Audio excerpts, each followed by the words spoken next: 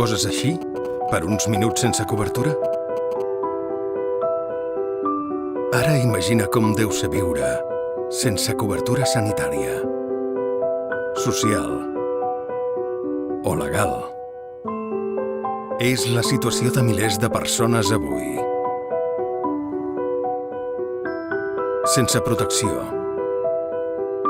sense recursos, sense oportunitats, sense una llar digna. Persones desconnectades.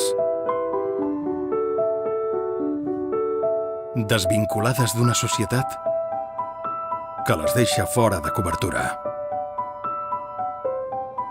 Avui més que mai necessitem una xarxa de suport que les sostingui, les integri i els permeti participar.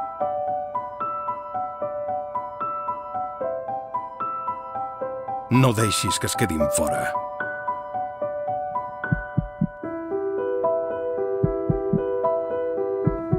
Ningú sense llar.